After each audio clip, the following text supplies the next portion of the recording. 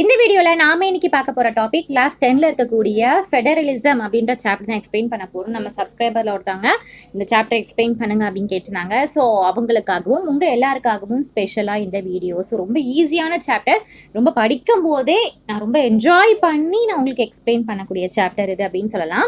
So ஃபெடரலிசம்னா என்ன அப்படின்னு பார்த்தா தமிழ்ல கூட்டாட்சி முறை அப்படின்னு சொல்லுவாங்க. ஸோ இது ஒரு வகையான ஒரு ஆட்சி அமைப்பு தான். ஸோ இதோட அந்த அதிகாரம் பவர் அப்படின்னு சொல்லுவாங்க இல்லையா, இது ஒரு மத்திய அரசுக்கும் அதாவது சென்ட்ரல் கவர்மெண்ட்டுக்கும் மாநில அரசுக்கும் அதாவது ஸ்டேட் கவர்மெண்ட் ரெண்டு பேருமே ஷேர் பண்ணி பண்ணக்கூடியதான் இந்த ஃபெடரலிசம் கூட்டாட்சி முறை. இன்னும் சிம்பிளா சொல்லணும்னா சென்ட்ரல் கவர்மெண்ட்டும் ஸ்டேட் கவர்மெண்ட்டும் சேர்ந்து ஆட்சி செய்யறாங்க இல்லையா, அதுதான் ஃபெடரலிசம் அப்படின்னு சொல்லுவாங்க. ஸோ ரெண்டுக்குமே தனித்தனி அதிகாரம் அப்படின்றது இருக்கும். ஸோ நம்மளோட இந்தியாவும் one of the federal country அப்படின்னு சொல்லலாம். ஸோ இதுல மத்திய அரசு அதாவது டெல்லி, அப்புறம் மாநில அரசுகள் பார்த்தா தமிழ்நாடு, கேரளா, ஸோ இது மாதிரி எல்லாமே சேர்ந்து ஆட்சி செஞ்சுட்டு இருக்காங்க. ஓகேவா? இப்போ நான் ஃபெடரலிசம் அப்படின்றதுக்கு மீனிங் கொடுத்துட்டேன். இப்போ நம்ம லெசனோட எக்ஸ்பிளேஷனுக்குள்ள போயிடலாம். ஸோ நம்ம லாஸ்ட் சாப்டர்ல ஒரு பார்த்தோம், பெல்ஜியம் பத்தியும் ஸ்ரீலங்கா பத்தியும் ஒரு கம்பேரிசன் பார்த்தோம். ஸோ அதோட ஒரு ரீகாலா தான் இது ஸ்டார்ட் பண்றாங்க. அப்போதான் உங்களுக்கு ஒரு கண்டினியூஷனா உங்களுக்கு ஈஸியா புரியும் அப்படின்றதுக்காக. பெல்ஜியம் கான்ஸ்டியூஷன்ல பண்ண முக்கியமான சேஞ்ச் என்ன அப்படின்னா, அந்த சென்ட்ரல் கவர்மெண்டோட பவரை ரெடியூஸ் பண்ணி அந்த பவரை ரீஜனல் கவர்மெண்ட்ஸ்க்கு கொடுத்தாங்க. First overall control central government கிட்ட மட்டும் தான் இருந்துச்சு. ஓகேவா?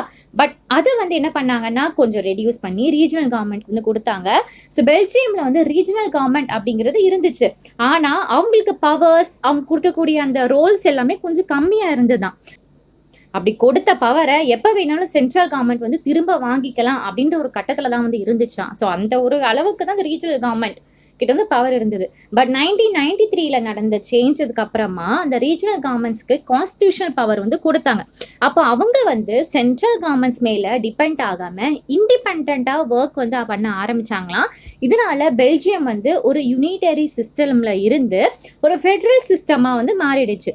ஸோ ஸ்ரீலங்காவிலையும் பார்த்தாங்க, ஆஹா இந்த ஒரு சிஸ்டம் அப்படிங்கிறது சூப்பரா இருக்கே, நம்ம நாட்டிலையும் நம்ம கொண்டு வரலாமே அப்படின்ற மாதிரி நினைச்சாங்க. ஸோ ஆனா என்ன ஒரு இதுனா, ஸ்ரீலங்கால இன்னுமே யூனிட்டரி சிஸ்டம் தான் போயிட்டு இருக்கு. ஓகே, அந்த கண்ட்ரோல் பண்ண நாட்டை கண்ட்ரோல் பண்ணக்கூடிய பவர் எல்லாமே ஒரே ஒரு கவர்மெண்ட் கிட்ட தான் இருக்கு. அங்க நேஷனல் கவர்மெண்ட் கிட்ட இருந்துதான் எல்லா பவருமே இருக்கு. ஸோ அதனாலதான் தமிழ் லீடர்ஸ் எல்லாமே ஸ்ரீலங்கா ஃபெடரல் சிஸ்டமா ஆகணும் அப்படின்னு இப்போ வரைக்குமே விரும்பிட்டு இருக்காங்க. யூஸ்வலாகவே ஃபெடரல் சிஸ்டமில் 2 லெவல் ஆஃப் கவர்மெண்ட் அப்படிங்கிறது இருக்கும். ஒரு லெவல் ஃபுல் கண்ட்ரிக்கான இந்த சென்ட்ரல் கவர்மெண்ட், ஓகேவா, அதாவது இந்த நேஷனல் இம்பார்ட்டன்ட் சப்ஜெக்ட்ஸ் எல்லாமே பண்ணும். இன்னொரு லெவல் அந்த ஸ்டேட்ஸ் கவர்மெண்ட் டெய்லி அட்மினிஸ்ட்ரேஷன் எல்லாமே இது பார்த்துக்கும். இந்த ரெண்டு கவர்மெண்ட்டுக்கும் தங்களோட பவர்ஸை இண்டிபெண்ட்டாக யூஸ் பண்ணுவாங்க. ஒருத்தர் மேலே டிபெண்ட் பண்ணி இருக்க மாட்டாங்க. ஓகேவா? இப்போ அந்த யூனிட்டரி சிஸ்டம்னா என்ன, அந்த ஃபெடரல் சிஸ்டம்க்கு உண்டான ஒரு கம்பேர் பண்ற ஒரு விதமா பார்க்கலாம். ஸோ முதல்ல யூனிட்டரி சிஸ்டம்ல ஒரு லெவல் கவர்மெண்ட் தான் இருக்கும். இல்லைன்னா அந்த சப் யூனிட்ஸ் எல்லாமே சென்ட்ரல் கவர்மெண்ட் கிட்ட சப்ஆர்டினேட்டா இருக்குமா. ஸோ சென்ட்ரல் கவர்மெண்ட் அந்த லோக்கல் கவர்மெண்ட் ஆர்டர் கொடுக்க முடியும். ஓகேவா, நீங்க இதை பண்ணிதான் ஆகணும்னா பண்ணிதான் ஆகணும். ஸோ இந்த மாதிரி ஆர்டர்ஸ் எல்லாமே கொடுக்க முடியும். ஆனா ஃபெடரல் சிஸ்டம்ல என்ன பார்த்தோம் அப்படின்னா, சென்ட்ரல் கவர்மெண்ட் ஸ்டேட் கவர்மெண்ட்க்கு டைரக்ட் ஆர்டர் கொடுக்க முடியாது. ஸோ ஸ்டேட் கவர்மெண்ட் கிட்ட தனி பவர் இருக்கும். அது சென்ட்ரல் கவர்மெண்ட்க்கு ஆன்சரபிள் கிடையாது. ஸோ ரெண்டு கவர்மெண்ட்டுமே செப்பரேட்டா பீப்புள் கிட்ட தான் ஆன்சரபிள். ஓகேவா, ஒருத்தவங்க இன்னொருத்தவங்க கிட்ட ஆன்சரபிள் கிடையாது. ஆனா ரெண்டு பேருமே மக்களுக்கு பதில் சொல்ல வேண்டிய கட்டாயத்துல தான் இருக்காங்க. ஏன்னா இது எல்லாமே மக்களுக்காக ஒண்ணுதான். சரியா? ஃபெடரலிசம்ல ஒரு முக்கியமான ஃபீச்சர்ஸ்லாம் என்ன அப்படின்னு பார்க்கலாம். 2 இல்ல அதுக்கு மேல லெவல்ஸ் ஆஃப் கவர்மெண்ட் அப்படிங்கிறது இருக்கும். டிஃப்ரெண்ட் லெவல் சேம் சிட்டிசனை கவர்ன் பண்ணும். ஆனா ஒவ்வொரு லெவலுக்கும் தனித்தனி ஜூரிஸ்டிக்ஷன் அப்படிங்கிறது இருக்கும். அதாவது லாஸ், டாக்ஸேஷன், அட்மினிஸ்ட்ரேஷன்ல எல்லாமே தனித்தனி லெவலா தான் இருக்கும். இந்த பவர்ஸ் கான்ஸ்டியூஷன்ல கிளியரா மென்ஷன் பண்ணிருப்பாங்க. ஸோ ஒவ்வொரு லெவலோட பவர் கேரண்டி அப்படிங்கறத பண்ணிக்கலாம். சரியா? அப்புறம் கான்ஸ்டியூஷனோட பேசிக் ரூல்ஸை ஒரு சிங்கிள் லெவல் கவர்மெண்ட் சேஞ்ச் பண்ண முடியாது. 2 லெவல்ஸுமே அக்ரி பண்ணாதான் அந்த கான்ஸ்டியூஷன்ல ஏதாவது ஒரு மாற்றங்கள் கொண்டு வரணும் அப்படின்னா தான் பண்ண முடியும். என்ன மாதிரி பவர்ஸ்லாம் அப்படின்னு பார்த்தா, கான்ஸ்டியூஷன்ல இன்டராக்ட் பண்றதுக்கு, டிஃப்ரெண்ட் லெவல்ஸ் ஆஃப் கவர்மெண்டோட பவர்ஸை டிசைட் பண்றதுக்கு, டிஸ்பியூட் வந்தா அதாவது 2 கவர்மெண்ட்க்கு நடுவில் ஏதாவது ஒரு சண்டை சச்சரவு வந்துச்சு அப்படின்னா ஹைகோர்ட் ஒரு அம்பையர் மாதிரி ஆக்ட் பண்ணுவாங்க. நெக்ஸ்ட் வந்து ஒவ்வொரு லெவல் ஆஃப் கவர்மெண்ட்டுக்கும் வரும்போதும் ரெவென்யூ சோர்ஸ் அப்படிங்கிறது கிளியரா ஸ்பெசிஃபை வந்து பண்ணியிருக்கணும். இது ஃபினான்ஷியல் இண்டிபெண்டன்ட்காக. சரியா? கடைசி 7th பாயிண்ட் வந்து ஃபெடரல் சிஸ்டமோட மெயின் எய்ம் என்ன அப்படின்னு பார்த்தா, எதுக்காக இந்த ஃபெடரல் சிஸ்டம், நம்ம இந்தியா ஒரு ஃபெடரல் சிஸ்டம் அப்படின்னு பார்த்தோம் இல்லையா? ஸோ மெயின் எய்ம் என்ன அப்படின்னு பார்த்தா, கண்ட்ரியோட யூனிட்டியை வந்து ப்ரொடெக்ட் பண்ணுறதுக்காக, அதோட சேம் டைமில் வந்து ரீஜனல் டிவர்சிட்டியை ஒரு ரெஸ்பெக்ட் பண்ணுறதுக்காக. ஸோ அதனால வந்து அந்த different level government power sharing rules எல்லாமே அக்ரி பண்ணணும். அதுக்கப்புறம் ஒருத்தர் மேலே ஒருத்தர் வந்து ட்ரஸ்ட் அப்படிங்கிறது இருக்கணும், நம்பிக்கை அப்படிங்கிறது இருக்கணும். ஃபெடரேஷன் ஃபார்ம் ஆகிற மொத்தம் 2 வேஸ் இருக்கான். ஃபர்ஸ்ட் வந்து கம்மிங் டுகெதர் ஃபெடரேஷன் அப்படிங்கிற மாதிரி, இன்னொன்று வந்து ஹோல்டிங் டுகெதர் ஃபெடரேஷன் அப்படின்ட்டுன்னு. ஸோ கம்மிங் டுகெதர் ஃபெடரேஷன் அப்படின்னா என்ன அப்படின்னு பார்த்தா, இண்டிபெண்டன்ட் ஸ்டேட் ஒன்று சேர்ந்து, நிறைய இண்டிபெண்டன்ட் ஸ்டேட் இருக்கும். ஸோ அது எல்லாமே ஒவ்வொன்றா சேர்ந்து ஒரு மிகப்பெரிய பிக் கண்ட்ரியாக ஃபார்ம் பண்ணுமா. ஸோ அதனால செக்யூரிட்டி இன்க்ரீஸ் ஆகும், ஒரு ஐடென்டிட்டி மெயின்டைன் ஆகும். ஓகே, மெயின்டைன் எல்லாமே பண்ணுவாங்க. இதுக்கு ஒரு பெஸ்ட் எக்ஸாம்பிள் என்ன அப்படின்னு பார்த்தா, USA, சுவிட்சர்லாண்ட், ஆஸ்திரேலியா. ஸோ இது எல்லாமே ஒரு இந்த ஸ்டேட்ஸ் எல்லாமே ஈக்குவல் பவர் அப்படிங்கிறது இருக்குமா. ஸோ ஒரு சிம்பிள் நான் ஒரு இது எக்ஸாம்பிள் வந்து சொல்கிறேன். மொத்தம் ஒரு 3 ஃப்ரெண்ட்ஸ் இருக்காங்கன்னு வச்சுக்கோங்களேன். ABC அப்படின்னு 3 ஃப்ரெண்ட்ஸ் இருக்காங்க. ஸோ இவங்க எல்லாருக்கும் தனித்தனியாக வந்து இருந்தாங்களாம் ஒரு காலகட்டத்தில். ஆனால் அவங்க தனித்தனியாக இருக்கும்போது சேஃபாக ஃபீல் பண்ணலை, ஸ்ட்ராங்காக ஃபீல் பண்ணலை. ஸோ இந்த 3 ஃப்ரெண்ட்ஸுமே சேர்ந்து என்ன பண்ணுறாங்கன்னா, நம்ம 3 பேரும் ஒற்றுமையாக இருக்கலாமே அப்படின்னு நினைக்கும் போது அவங்க சேஃபாக இருக்க, அவங்களுக்கு ஸ்ட்ராங்காக இருக்கிற மாதிரி நினைக்கிறாங்க. ஸோ அவங்க எல்லாருமே சேர்ந்து ஒரு டீமை வந்து கிரியேட் பண்ணுறாங்க. டீம்ல வந்து எல்லாருக்குமே ஈக்குவல் பவர் இருக்கு, யாருமே பாஸ் அப்படின்றவங்க கிடையாது, எல்லாருமே டிசைட் பண்ணுவாங்க, ஏதோ ஒரு விஷயம் எடுக்கும்போது டிசைட் பண்ணுவாங்க. ஸோ இதுதான் அவங்க வந்து ஃபெடரைசேஷன் அப்படின்னு மாதிரி சொல்லலாம். ஸோ இதுதான் வந்து அந்த கம்மிங் டுகெதர். ஓகே, எல்லாம் தனித்தனியா இருந்து ஒன்னா சேர்ந்து ஃபார்ம் ஆகுறதான் கம்மிங் டுகெதர் ஃபெடரைசேஷன் அப்படின்றது. ஸோ ஒரு டவுட் வரலாம், USA அப்படிங்கிறது நீங்க வந்து கம்மிங் டுகெதர் ஃபெடரேஷன் அப்படின்னு சொன்னீங்க, ஆனா இப்போ USA தான் இப்போ உலகத்துல கம்பேர் பண்ணும்போது டாப் மோஸ்ட் இதா இருக்கு, அது எடுக்கிறதா டிசிஷன் அப்படிங்கிற மாதிரி இருக்கு அப்படின்னு பார்த்தோம் இல்லையா? ஸோ இருக்கு இப்ப இருக்க சுச்சுவேஷன்ல. இது எப்படி அப்ப எல்லா நாட்டு யாருமே பாஸ் இல்லை அப்படின்னு சொல்றோம்ல அப்படின்னு பார்த்தா, இப்ப இருக்கக்கூடிய USA கிடையாது. இது வந்து அந்த கண்ட்ரி வந்து ஆரம்ப காலத்துல எப்படி ஃபார்ம் ஆச்சு, இப்போ அதை பத்தி தான் நம்ம வந்து பிளசன் பார்த்துட்டு இருக்கோம். ஸோ ஸ்டார்டிங்ல நடந்துச்சு. இதெல்லாம் எக்ஸ்ட்ரா தகவல் உங்களுக்காக புக்ல கிடையாது, உங்களோட அண்டர்ஸ்டாண்டிங்காக ஒரு சில விஷயங்கள் உங்களுக்கு கொஞ்சம் தெரியணும் எக்ஸ்ட்ரா, அதுக்காக. சரியா? ஸோ ஸ்டார்டிங்ல என்ன நடந்துச்சுன்னா, இனிஷியலா ஒரு 13 காலனிஸ், அதாவது கிட்டத்தட்ட கொஞ்சம் கொஞ்சம் ஒரு ஸ்மால் ஸ்டேட்ஸா வந்து இருந்துச்சா. இவங்க எல்லாமே பிரிட்டிஷ் கண்ட்ரோல் வந்து இருந்தாங்க. அதுக்கப்புறமா இவங்க எல்லாம் இண்டிபெண்டா ஆகணும் அப்படின்னு நினைச்சாங்க. ஸோ செப்பரேட்டா இருந்தா வீக் ஆகிடுவோம் அப்படின்னு நினைச்சு எல்லாருமே ஒன்னா சேர்ந்து ஒரு கண்ட்ரியா வந்து கிரியேட் பண்ணாங்க. ஸோ இதுதான் கம்மிங் டுகெதர். USAவும் அப்படி ஒரு கம்மிங் டுகெதர் கண்ட்ரியா ஆனதுதான். ஆனா இப்போ அவங்களோட ஒரு ஃபினான்ஷியல் ஸ்டேட்டஸ், எக்கனாமிக் ஸ்டேட்டஸ் எல்லாமே வந்து வளர்ந்ததுனால அதுதான் இப்போ டாப் மோஸ்ட் ஒரு ஹை சவுண்ட் கண்ட்ரி அப்படின்ற மாதிரி சொல்ற அளவுக்கு அது வந்து இருக்கு. ஓகே, நம்ம இப்போ கம்மிங் டுகெதர் பார்த்தோமா. இப்போ அப்படியே பார்த்தோம்னா ஹோல்டிங் டுகெதர் ஃபெடரலைசேஷன் என்னன்னு பார்க்கலாம். இப்போ ஒரு பெரிய கண்ட்ரி இருக்கு, பெரிய கண்ட்ரி, அதோட பவரை வந்து டிவைட் வந்து பண்ணணும். எக்ஸாம்பிள் என்னது, நம்மளோட இந்தியா, ஸ்பெயின், பெல்ஜியம், இது எல்லாமே வந்து ஹோல்டிங் டுகெதர். ஓகேவா? இங்க இருக்கக்கூடிய அந்த சென்ட்ரல் கவர்மெண்ட் கொஞ்சம் வந்து ஸ்ட்ராங்கா இருக்கும். ஸ்டேட்ஸுக்கு வந்து அன்இக்குவல் பவர் அப்படிங்கிறதான் இருக்கும். ஆனா சில ஸ்டேட்ஸுக்கு வந்து ஸ்பெஷல் பவர்ஸ் கூட கொடுப்பாங்க. இப்போ அதே மாதிரி ஃப்ரெண்ட்ஸ் மாதிரி வச்சு இந்த கம்மிங் டுகெதர்ல வந்து சொன்னாலே அதே மாதிரி ஹோல்டிங் டுகெதருக்கு ஒரு ஃப்ரெண்ட்ஸ் எக்ஸாம்பிள் வந்து சொல்றேன். அதே மாதிரி தான் ஒரு பெரிய குரூப் ஒன்று இருக்காங்கன்னு வச்சுக்கோங்க. ABC இவங்க எல்லாம் சேர்ந்து ஒரு குரூப்பா வந்து இருக்காங்க. ஸோ செப்பரேட் ஆகாம குரூப்பா இருக்காங்க.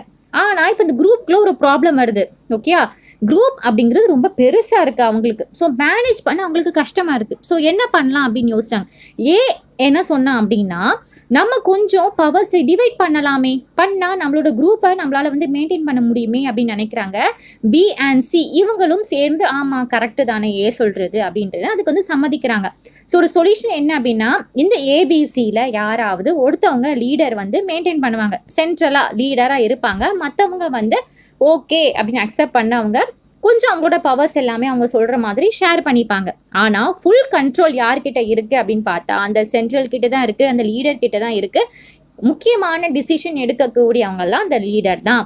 ஸோ இதுதான் இந்த ஹோல்டிங் டுகெதர் ஃபெடரலைசேஷன். புரிஞ்சுதா? சூப்பர். இதுல என்ன ஒரு முக்கியமான பாயிண்ட் இந்த ஃப்ரெண்ட்ஸ் இதில் அப்படின்னா, இவங்க செப்பரேட்டா இருந்து ஜாயின் பண்ணல, ஆல்ரெடி ஒன்னா இருந்து தான் குரூப் ஜாயின் பண்ணாங்க. சொல்லியா? ஸோ அவங்களோட பவர்ஸை வந்து டிவைட் பண்ணாங்க. ஸோ இதே மாதிரி தான் நம்மளோட இந்தியா, ஸ்பெயின், பெல்ஜியமும். சூப்பரா? புரிஞ்சுதா? சூப்பர். இதுதான் ஹோல்டிங் டுகெதர். ஓகே, நம்ம next topic, what makes India a federal country. நம்ம ஆல்ரெடி பார்த்தோம் இல்லையா, ஸ்மால் கண்ட்ரிஸ் மாதிரி பெல்ஜியம், ஸ்ரீலங்கா இதெல்லாமே வந்து அந்த டைவர்சிட்டி மேனேஜ் பண்ண கஷ்டப்பட்டது. அப்போ இந்தியா மாதிரியான பெரிய கண்ட்ரிஸ் ரொம்ப லாங்குவேஜஸ், ரீஜியன், ரிலீஜியஸ் இருக்கும்போது எப்படி மேனேஜ் பண்ணாங்க? ஏன்னா பலதரப்பட்ட லாங்குவேஜஸ் இருக்குது நம்ம இந்தியாவில், ஏகப்பட்ட ரிலீஜன் இருக்குது, ஏகப்பட்ட ரீஜன் இருக்குது. இதெல்லாம் இருக்கும்போது எப்படிப்பா இதெல்லாமே மேனேஜ் பண்ணாங்க அப்படின்னு பார்க்கலாம். ஃபெடரல் ஃபீச்சர்ஸ் ஆஃப் இந்தியா பார்க்க போகிறோம். மேலே பார்த்த அந்த ஃபெடரல் ஃபீச்சர்ஸ் எல்லாமே இந்தியன் கான்ஸ்டியூஷன்லேயும் அப்ளை ஆகுது. முதல்ல இனிஷியல் ஸ்டேஜில் நம்ம இந்தியாலாம் எல்லாம் ஃபார்ம் ஆக்கி முடிச்சுட்டு முதல்ல இனிஷியல் ஸ்டேஜில் 2 டயர் சிஸ்டம் தான் இருந்துச்சு. அதாவது சென்ட்ரல் கவர்மெண்ட், ஸ்டேட் கவர்மெண்ட் அப்படிங்கிற மாதிரி. அப்புறம் கொஞ்சம் காலகட்டத்துக்கு அப்புறமா ஒரு 3 டயரை வந்து ஆட் பண்ணாங்க. அதாவது சென்ட்ரல், ஸ்டேட், அது கூட சேர்த்து பஞ்சாயத் அண்ட் முனிசிபாலிட்டிஸ் அப்படிங்கிற மாதிரி வந்து ஆட் பண்ணாங்க. அண்ட் இப்போவுமே நம்ம இந்தியாவில் வந்து 3 லெவல் ஆஃப் கவர்மெண்ட் அப்படிங்கிறது தான் இருக்கு. சுகர பவர் ஷேரிங்லாம் எப்படி இருக்கும் அப்படின்னு பார்த்தா, கான்ஸ்டியூஷன்ல வந்து இந்த லெஜிஸ்லேட்டிவ் பவர்ஸ் 3 பார்ட்டாக தான் டிவைட் ஆயிருக்கு. முதல்ல வந்து யூனியன் லிஸ்ட், அந்த சென்ட்ரல் கவர்மெண்ட் லிஸ்ட்னு சொன்னா இல்லையா, நேஷனல் இம்பார்ட்டன்ஸ் சப்ஜெக்ட்ஸ் எல்லாமே அவங்க கவர் பண்ணிடுவாங்களாம். அதாவது எந்த மாதிரி விஷயங்கள்லாம் அவங்க வந்து பார்ப்பாங்க, மேற்பார்வை பார்ப்பாங்க அப்படின்னு பார்த்தா, டிஃபென்ஸ் அவங்க கண்ட்ரோல் இருக்கும், ஃபாரின் அஃபேர்ஸ் அவங்க கண்ட்ரோல் இருக்கும், பேங்கிங், கம்யூனிகேஷன், கரன்சி, இது எல்லாமே இந்த சென்ட்ரல் கவர்மெண்ட் தான் லாஸ் வந்து பண்ணுமா, லா வந்து பண்ணும். ஓகேவா? ஹோல் கண்ட்ரீஸ்க்கு சேம் ரூல்மே இதுதான் லிஸ்ட். ஓகே, எல்லா ஸ்டேட்ஸுக்குமே வந்து இந்த மாதிரி விஷயங்கள் எல்லாமே மேற்பார்வையிட்டு அதுக்கு லா வந்து இது பண்றது யாரு அப்படின்னு பார்த்தா நம்மளோட சென்ட்ரல் கவர்மெண்ட் தான். இப்போ ஸ்டேட் வந்து எந்த மாதிரி ஒரு இம்பார்ட்டன்ட் சப்ஜெக்ட்ஸ்லாம் எடுத்து அதை கவர் பண்ணுது அப்படின்னு பார்த்தா, police, trade, commerce, agriculture, irrigations, so இதை மாதிரி விஷயங்கள் எல்லாமே ஸ்டேட் கவர்மெண்ட்ஸ் தான் வந்து லா வந்து பண்ணும். ஓகே, அதுதான் வந்து ரூல்ஸ் வந்து எடுத்துக்கும். ஏன்னா ஒவ்வொரு ஸ்டேட்டுக்குமே இதெல்லாமே மாறுபடும். ஸோ இது வந்து சென்ட்ரல் கிட்ட இருந்துச்சு அப்படின்னா வந்து ஒப்பேராது. ஸோ ஸ்டேட்ஸ் வந்து பார்த்துக்கும் எல்லாத்தையுமே. இது தவிர்த்து இன்னொரு லிஸ்ட் இருக்கு, அதுதான் கான்கரண்ட் லிஸ்ட் அப்படிங்கிறது. அதாவது காமன் சப்ஜெக்ட்ஸ், சென்ட்ரலுக்குமே சரி ஸ்டேட்டுக்கும் சரி 2 பேருக்கும் லா அப்படிங்கிறது ஒரு சில விஷயங்கள் காமனாக இருக்கும் இல்லையா, இது வந்து கான்கரண்ட் லிஸ்ட் அப்படின்னு சொல்லுவாங்க. இது ரெண்டுமே சேர்ந்து அதை வந்து ஷேர் பண்ணிக்கும். ஓகேவா? ஸோ எந்த மாதிரி விஷயங்கள்லாம் கான்கரண்ட்ல வந்து வரும் அப்படின்னு பார்த்தா, education, forest, trade union, marriage, adoption, succession, இந்த மாதிரி சப்ஜெக்ட்ஸ் எல்லாமே இந்த லிஸ்ட்டில் வந்து வந்துடும். ஸோ யூனியன் கவர்மெண்ட்டும் ஸ்டேட் கவர்மெண்ட்டும் 2 பேரும் சேர்ந்து லா பண்ண முடியும். கான்ஃப்ளிக்ட் வந்துச்சுன்னா, சப்போஸ் இன்கேஸ் அவங்க மேனேஜ் பண்ணும்போது ஏதாவது ஒரு சண்டை சச்சரவு வந்துச்சு, கிளாஷ் ஆச்சு அப்படின்னா யூனியன் கவர்மெண்ட் லா தான் ப்ரிவல் ஆகும். அதாவது இவ்வளோ சென்ட்ரல் கவர்மெண்ட் எடுக்கக்கூடிய முடிவு தான் அது ஒரு ஸ்டெப் மேலே இருக்கும் அப்படின்னு வந்து சொல்லலாம். சரியா? நெக்ஸ்ட் பார்க்க போகிற டாபிக் வந்து ரெசிடியல் சப்ஜெக்ட் அப்படின்னா என்ன அப்படின்றது பார்க்கலாம். ஆல்ரெடி இப்போ ஒரு 3 லிஸ்ட் பார்த்தோம் இல்லையா, யூனியன், ஸ்டேட், கான்கரண்ட், அதாவது சென்ட்ரல், ஸ்டேட், கான்கரண்ட் அப்படின்னு பார்த்தோம்ல. இதில் இல்லாத ஒரு சப்ஜெக்ட்ஸ் எல்லாத்தையுமே தூக்கி என்ன பண்ணிட்டாங்கன்னா ரெசிடியல் சப்ஜெக்ட்ஸாக போட்டாங்க. இது என்ன ரெசிடியல் சப்ஜெக்ட்ஸ் அப்படின்னு நீங்கள் கேட்கலாம். ரொம்ப ஈஸி. என்னன்னா லிஸ்ட்டில் மென்ஷன் பண்ணாத லேட்டராக புதுசாக வந்த டாபிக்ஸ் எல்லாமே ரெசிடென்ஷியல்னு சொல்லுவாங்க. இதுக்கு ஒரு எக்ஸாம்பிள் பார்ப்போம். கான்ஸ்டியூஷன் எழுதின காலம், அந்த காலத்தில் ஓகே, அந்த கான்ஸ்டியூஷன் எழுதும் போது கம்ப்யூட்டர், இன்டர்நெட், சாஃப்ட்வேர் அப்படிங்கிறதுலாம் டெவலப் ஆகலை. அதெல்லாம் இப்போ வந்தது தான். ஓகே, இப்போ இந்த காலகட்டத்தில் வந்தது. ஸோ இந்த மாதிரி நியூ டாபிக்ஸ் எல்லாமே ரெசிடென்ஷியல் சப்ஜெக்ட்ஸில் வந்துடும். ஸோ இதை யார் லா பண்ணுவாங்க, யார் ஆட்சி பண்ணுவாங்க அப்படின்னு பார்த்தா, கண்ட்ரோல் பண்ணுவாங்கன்னு பார்த்தா சென்ட்ரல் கவர்மெண்ட் தான் பவர் இருக்கும். அவங்க தான் லாஸ் வந்து கிரியேட் பண்ணுவாங்க. ஸோ சிம்பிளாக ஒரு எக்ஸாம்பிள் நான் வந்து சொல்கிறேன், இமேஜின் வந்து பண்ணிக்கோங்க. இப்போ ஸ்கூலில் வந்து ஆல்ரெடி ஒரு செட் ஆஃப் லிஸ்ட் இருக்குது அப்படின்னு வச்சுக்கோங்க. இப்போ ஒரு ப்ராப்ளம் ஒன்று வருது, அந்த ப்ராப்ளம் வந்து லிஸ்ட்டில் வந்து இல்லை. அப்போது வந்து ஹெட் மாஸ்டர் தான் ஃபைனல் டிசிஷன் வந்து எடுப்பாங்க. ஓகேவா? ஸோ இது மாதிரி தான் சென்ட்ரல் கவர்மெண்ட்டுமே வந்து டிசைட் பண்ணும். சரி, இதுக்கு ஒரு எக்ஸாம்பிள் என்ன மாதிரி லாலாம் புதுசாக வந்திருக்கு அப்படின்னு பார்த்தா, அந்த சைபர் லாஸ், இன்டர்நெட் ரெகுலேஷன், இதெல்லாமே வந்து அந்த கான்ஸ்டியூஷன் டைமில் இன்டர்நெட் அப்படிங்கிறது இல்லை. ஸோ இதெல்லாமே வந்து இப்போ வந்த டைம் அப்படிங்கிறதுனால இதெல்லாம் தூக்கி இந்த ரெசிடென்ஷியல் சப்ஜெக்ட் அப்படின்னு புதுசாக ஒன்று தூக்கி போட்டாங்க. அது மாதிரி ஸ்பேஸ் ரிசர்ச்சு, சேட்டிலைட் கம்யூனிகேஷன், இதை மாதிரிலாம் இப்போ இருக்க அளவுக்கு அப்போ வந்து டெவலப் ஆகலை. ஸோ இது கூட ஒன் ஆஃப் த அந்த ரெசிடியல் சப்ஜெக்ட் தான். ஓகே, ஸோ ஷார்ட்டாக சொல்லும் அப்படின்னு பார்த்தா அந்த computer technology, AI, digital data loss, இதெல்லாமே மோஸ்ட்லி வந்து இந்த ரெசிடியல் சப்ஜெக்ட் தான் வந்து கவர் ஆகும். புரியுதா? சூப்பர். நெக்ஸ்ட் பார்க்க போகிறது வந்து unequal power. Okay, holding together, அதாவது அந்த holding together features. Holding together பார்த்தோம் இல்லையா, அதோட ஃபீச்சர்ஸ் என்ன அப்படின்றத பார்க்கலாம். ஹோல்டிங் டுகெதர் ஃபெடரேஷன்ல வந்து எல்லா ஸ்டேட்ஸுக்கும் ஈக்குவல் பவர் அப்படிங்கிறது இருக்காது. இந்தியாவில் சில ஸ்டேட்ஸுக்கு சேம் பவர்லாம் இல்லை. ஓகே, அது கேரளாவுக்கு ஒரே ரூல்ஸ் அண்ட் ரெகுலேஷன் தான், தமிழ்நாட்டுக்கு ஒரே இது, பாண்டிச்சேரி ஒரே இது, அப்படிலாம் ஒன்றும் கிடையாது. எல்லா இதுவுமே மாறுபடும். சில ஸ்டேட்ஸுக்கு ஸ்பெஷல் ஸ்டேட்டஸ் எல்லாமே வந்து ஸ்டேட்ஸ் எல்லாமே கொடுப்பாங்க, ஸ்பெஷல் பவர்ஸ் எல்லாமே கூட இருக்கு. இதுக்கு எக்ஸாம்பிள் வந்து அசாம், நாகாலாந்து, அருணாச்சல் பிரதேஷ், மிசோரம், இந்த மாதிரி இடங்கள்லாம் இருக்கு இல்லையா. இதில் வந்து 371 பேஸ் பண்ணி இந்த மாதிரி ஸ்டேட்ஸுக்கெல்லாம் ஒரு ஸ்பெஷல் பவர்ஸ் வந்து கொடுத்துருக்காங்க இல்லையா. எதுக்காக அவங்களுக்கு மட்டும் அப்படின்னு பார்த்தா அவங்களுடைய சோஷியல் அண்ட் ஹிஸ்டாரிக்கல் பேக்ரவுண்டை கன்சிடர் பண்ணி இது மாதிரி ஸ்பெஷல் பவர்ஸ் கொடுத்துருக்காங்க. இந்த ஸ்பெஷல் பவர்ஸை வந்து இண்டிஜியஸ் பீப்புள்னா யாருன்னு பார்த்தா ஒரே பிளேஸ்ல ரொம்ப நாளாக, அதாவது அந்த டைம்ல இருந்து வாழ்ந்த அந்த ஒரிஜினல் மக்கள் இருப்பாங்க இல்லையா. ஸோ அந்த லேண்டை வந்து அவங்க தான் ஃபர்ஸ்ட் வந்து முதல் மக்கள் அப்படின்னு சொல்லலாம். ஒரு நம்ம இந்தியாவில் இருக்கக்கூடிய ஆதிவாசிகள் மாதிரி, ட்ரைப்ஸ் இனத்தவங்க மாதிரி இவங்க தான் இண்டிஜியஸ் பீப்புள்னு சொல்லுவாங்க. ஸோ இந்த இண்டிஜியஸ் பீப்புளுக்கு லேண்ட் ரைட் ப்ரொடெக்ஷன் பண்ணுறதுக்காக, அவங்களோட கல்ச்சர் ப்ரொடெக்ட் பண்ணுறதுக்காக, கவர்மெண்ட் ஜாப்ல ப்ரிஃபரன்ஸ் வந்து கொடுக்கறதுக்காக இங்கே வந்து பெர்மனன்ட் ரெசிடென்ட் இல்லாத இந்தியன்ஸ் வந்து லேண்டோ ஹவுஸோ வந்து வாங்க முடியாது. இந்த மாதிரியான ஸ்பெஷல் ரூல்ஸ் இன்னும் சில ஸ்டேட்ஸில் வந்து இருக்க தான் செய்யுது. ஏன்னா அவங்களுக்குலாம் முன்னுரிமை கொடுக்கணும் அப்படின்றதுக்காக. சரி, ஓகேவா. நெக்ஸ்ட் வந்து பார்க்க போகிற டாபிக் வந்து யூனியன் டெரிட்டரிஸ். இது ரொம்ப முக்கியமான டாபிக். இந்தியாவில் சில ஏரியாஸ், அதாவது ரொம்ப ஸ்மாலாக இருக்கும்ல, குட்டி குட்டி ஸ்டேட்ஸாக வந்து ஆக முடியாது. ஸ்மாலாக இருக்கக்கூடிய பிளேஸ்லாம் ஸ்டேட்ஸ் ஆக முடியாது. ஸோ என்ன பண்ணாங்க அப்படின்னா எக்ஸிஸ்டிங் ஸ்டேட்ஸ் கூடயும் மர்ஜ் பண்ண முடியாத ஒரு கட்டமாக இருக்கும். ஸோ இதுக்கு எக்ஸாம்பிள் வந்து சண்டீஸ்கர், லக்ஷதீப், டெல்லி, ஸோ இதெல்லாமே. ஸோ இப்படிப்பட்ட இதெல்லாமே சேர்த்து என்ன சொன்னாங்க அப்படின்னா யூனியன் டெரிட்டரிஸ் அப்படின்னு சொன்னாங்க. ஸோ ஒரு ஸ்மால் பிளேஸாக இருக்குது, ஆனால் அது முக்கியமான பிளேஸாக இருக்குது, ஆனால் அது ஸ்டேட்டை ஆக்க முடியாது, ஒரு ஸ்டேட்ஸ் கூட வந்து மர்ஜ் பண்ணவும் முடியாது. ஸோ இது எல்லாமே என்னது, யூனியன் டெரிட்டரிஸ். ஸோ இவங்க யூனியன் டெரிட்டரிஸ் அப்படின்னு சொல்லுவாங்க. இவங்களுக்கு ஸ்டேட் மாதிரி ஃபுல் பவர் அப்படிங்கிறதுலாம் கிடையாது. ஸோ சென்ட்ரல் கவர்மெண்ட் வந்து டைரக்டாக வந்து இவங்க வந்து கண்ட்ரோல் பண்ணும். ஓகேவா. எக்ஸாம்பிள் என்ன சொன்னேன், Chandigarh, Lakshadweep, Delhi. Super. So power sharing importance. ஏன் இந்த பவர் ஷேரிங் அப்படிங்கிறது இம்பார்ட்டன்ட் அப்படிங்கிறத பார்க்கலாம். யூனியன் அண்ட் ஸ்டேட் கவர்மெண்ட்குள்ள வந்து பவர் ஷேரிங் அப்படிங்கிறது கான்ஸ்டியூஷனோட ஒரு பேஸான ஒரு ஸ்ட்ரக்சர். ஓகேயா. இதை ஈஸியாக சேஞ்ச் பண்ண வந்து முடியாது. இல்லை எனக்கு இந்த இது பிடிக்கல, நான் அதை சேஞ்ச் பண்ண போகிறேன் அப்படின்னா ஏதோ ஒரு விஷயத்த நம்மளால வந்து சேஞ்ச் பண்ண முடியாது. அப்படி கேஸ் ஒருவேளை சேஞ்ச் பண்ணணும் அப்படின்னா பார்லிமெண்ட்ல 2 ஹவுசஸும் 2/3 ஆஃப் மெஜாரிட்டி வந்து இருக்கணும். அதுக்கப்புறமா at least half a state, overall ஸ்டேட்ல வந்து ஹாஃப் அ ஸ்டேட்டாவது அப்ரூவல் வந்து கொடுக்கணும். ஓகே, நீங்கள் இதை வந்து சேஞ்ச் பண்ணலாம் அப்படின்னு வந்து கொடுக்கணும். நெக்ஸ்ட் வந்து ஜுடிஷியரி ரோல், அதாவது கோர்ட் இருக்கு இல்லையா, அதோட ரோல் என்ன அப்படின்றத பார்க்கலாம். கான்ஸ்டியூஷன் இம்ப்ளிமெண்டேஷனை வந்து மானிட்டர் பண்ணுறது அப்படிங்கிறது கோர்ட்டோட வேலை. சப்போஸ் ஏதாவது 2 பார்ட்டிஸ்குள்ள இந்த 2 கவர்மெண்ட்ஸ்குள்ள வந்து டிஸ்பியூட் வந்துச்சுன்னா, சண்டை வந்துச்சுன்னா, பவர் டிவிஷனில் டிசிஷன் வந்து கோர்ட் வந்து எடுக்கலாம். அப்புறம் high court and supreme court வந்து ஃபைனல் டிசிஷன் வந்து எடுப்பாங்க. ஸோ இதோட ரெவென்யூ பவர் எப்படி இருக்குது அப்படின்னு பார்க்கலாம். யூனியன் அண்ட் ஸ்டேட் கவர்மெண்ட், அதாவது இந்த சென்ட்ரல் அண்ட் ஸ்டேட் கவர்மெண்ட்ஸ் வந்து டாக்ஸஸ் வந்து கலெக்ட் பண்ணுவாங்க, ரிசோர்ஸஸ் வந்து ரைஸ் பண்ணுறதுக்காக. ஓகே. ஸோ இது வந்து கவர்மெண்ட் வந்து ரன் பண்ண, ரெஸ்பான்சிபிலிட்டி ஃபுல்ஃபில் பண்ண இது வந்து யூஸ் ஆகும். நம்ம பார்க்க போகிற next topic how is federalism practice அப்படின்னு பார்க்க போகிறோம். ஃபெடரலிசம் சக்ஸஸ் ஆகணும்னா கான்ஸ்டியூஷன் ரூல்ஸ் மட்டும் போதுமா அப்படின்னு கேட்டால் போதாது.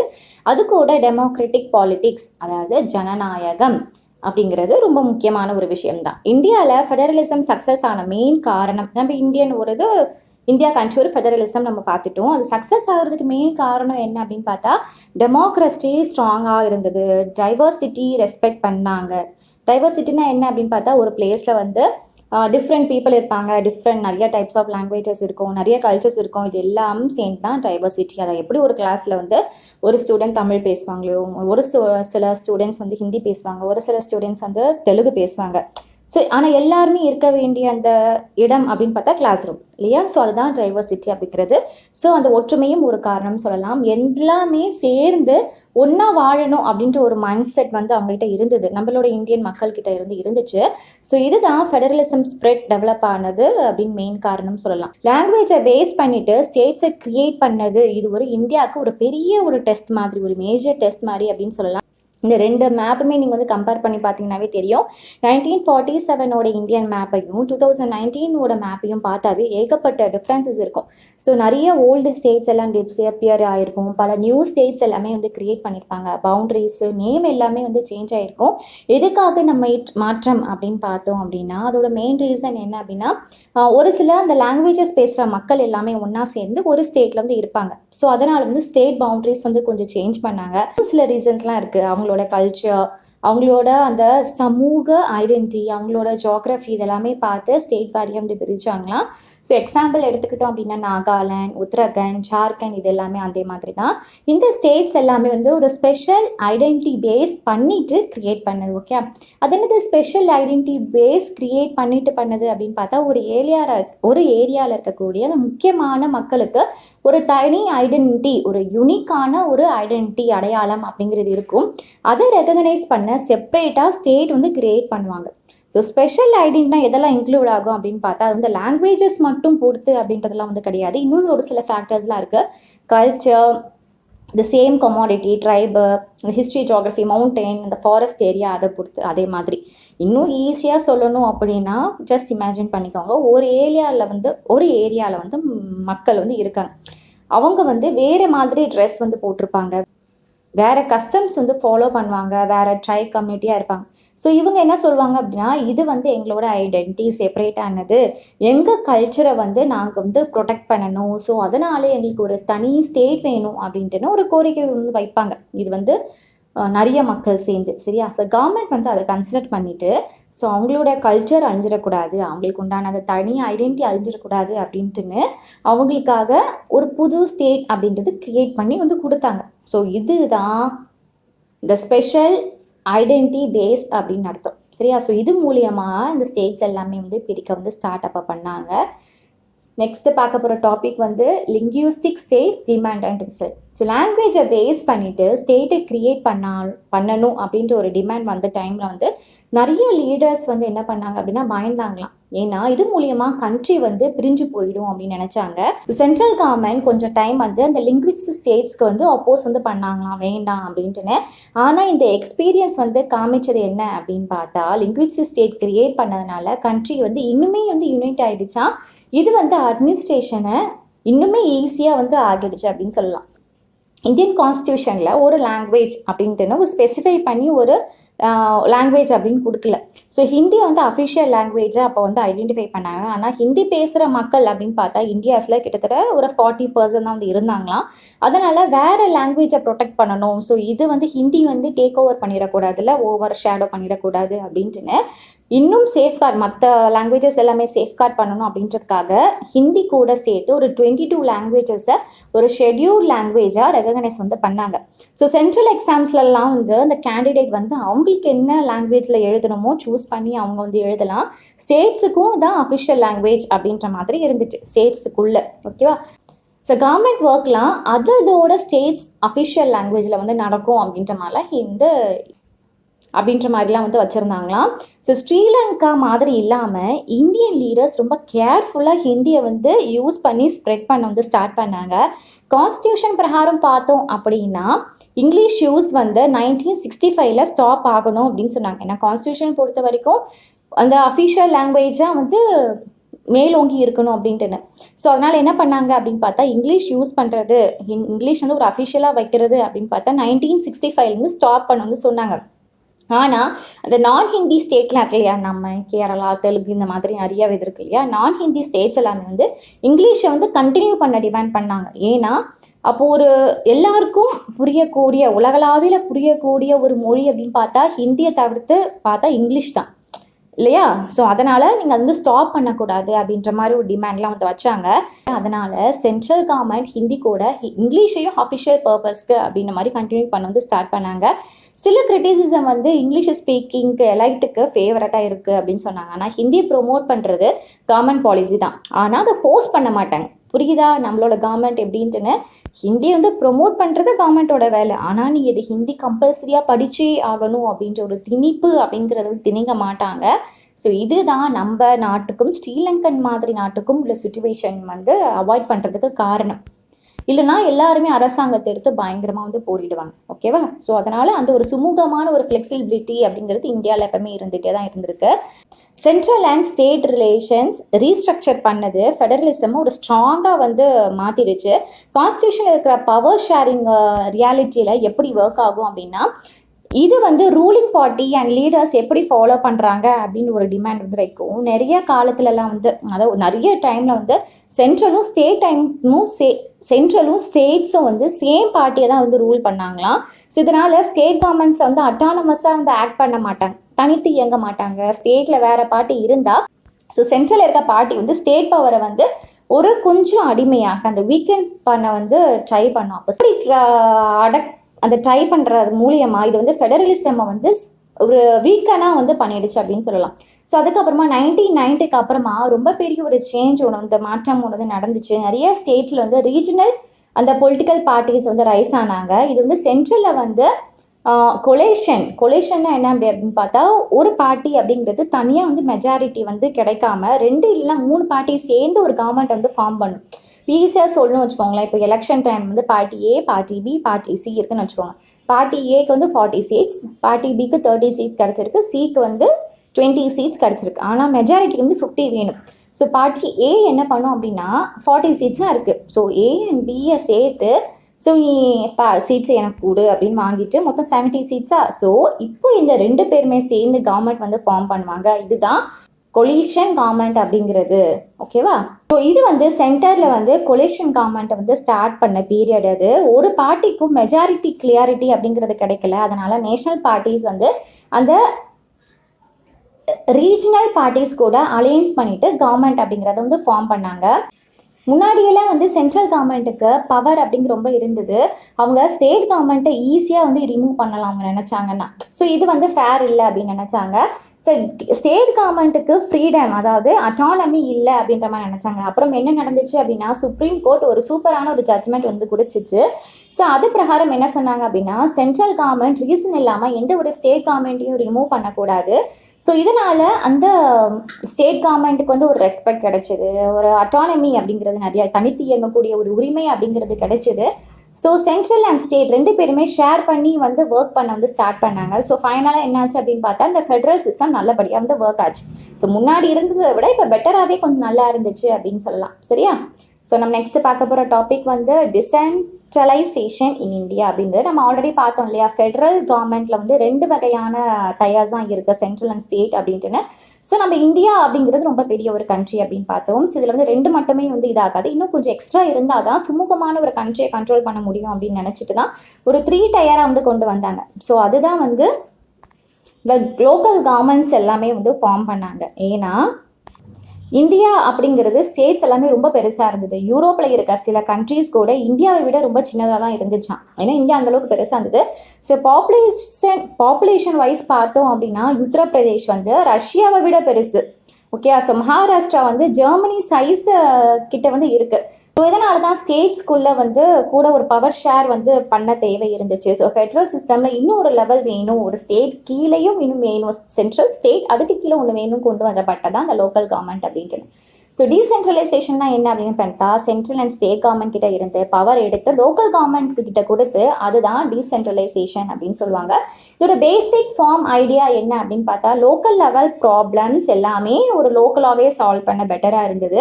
ஏன்னா அங்கே இருக்கக்கூடிய மக்களுக்கு தான் தங்களோட ஏரியா ப்ராப்ளம்ஸ் என்ன அப்படிங்கிறது இன்னும் ஈஸியாக தெரியும். ஸோ அதுக்காக மணி எப்படி யூஸ் பண்ணணும், எப்படி அதை மேனேஜ் பண்ணணும் அப்படிங்கிறது பெட்டர் ஐடியா அவங்களுக்கு இருக்கும். ஸோ இதெல்லாம் ஒரு பெனிஃபிட்டாகவே அமைஞ்சிச்சு அப்படின்னு சொல்லலாம். ஸோ மக்கள் வந்து டைரக்டாக டிசிஷன் மேக்கிங்கில் வந்து பார்ட்டிசிபேட் பண்ண முடியும். ஸோ இது வந்து டெமோக்ராட்டிக் பார்ட்டிசிபேஷன் ஹேபிட்டுக்கு ஒரு டெவலப் பண்ணிச்சு அப்படின்னு சொல்லலாம்.